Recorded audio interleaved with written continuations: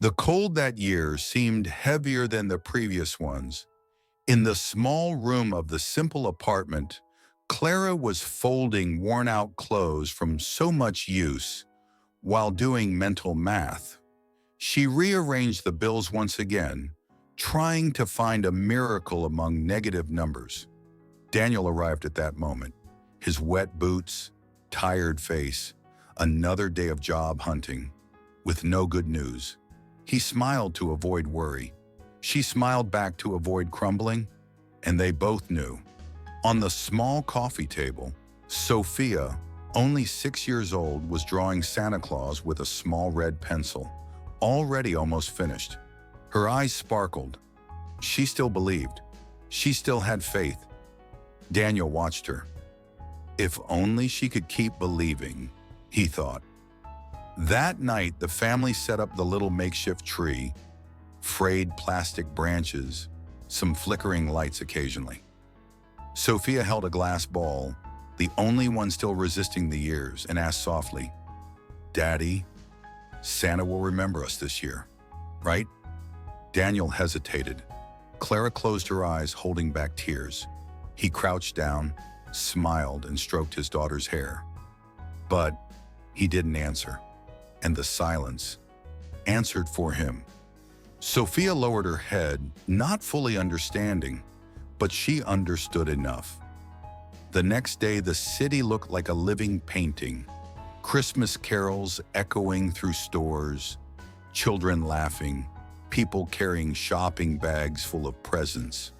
An atmosphere that, for many, was joy, but for those fighting to get by, only a reminder of what was missing. Clara held Sophia's hand gently. Daniel walked alongside, trying to keep a firm face. Sophia gazed in wonder at the decorated storefronts. She asked for nothing. She complained not. She just watched, dreaming quietly. And that hurt even more. They entered the market with a minimal list. Bread, milk, the cheapest possible. As they moved through the aisles, Sophia found a small chocolate, the simplest, cheapest, with a reindeer drawing on the wrapper. She held it in her hand, looked at her father. Daniel looked at the chocolate, the price, at her face. Sophia understood. Without anyone saying a word, she put the chocolate back on the shelf, with a sad but gentle smile. Daniel took a deep breath, fighting back tears. On the other side of the aisle, a man watched the scene silently. Mr. Gabriel. White hair, worn coat, hands marked by time. There was something in his eyes, understanding. Sophia stopped in front of a decorated tree at the store entrance. She looked at it as if waiting for something to speak to her, and softly murmured, "Will he find us this year?" Mr. Gabriel approached slowly, delicately, like he was respecting fragile hearts. "He will, Sophia. He will find you, I promise." The girl smiled with such innocence that she seemed like light. Clara felt embarrassed. Daniel simply nodded. But as they left, Mr. Gabriel kept watching them go with eyes that recognized something. Dinner was bread with butter and weak tea. Sophia talked about her drawings and about Santa Claus. She didn't mention presents, only hope. Clara went to the bathroom and cried softly. Daniel looked at the tree that flickered slowly, like a weak heart trying to keep beating.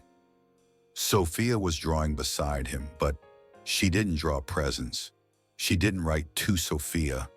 She didn't put her name. She only drew a family hugging, because that was all she truly wanted. The next morning, a knock at the door. When they opened it, no one was there. Just a red box with a simple, almost handcrafted bow. Inside, a warm coat carefully chosen in Sophia's size. Full ingredients for a complete Christmas dinner. 2 envelopes with enough money to pay the overdue bills for the month. And a card, "You matter."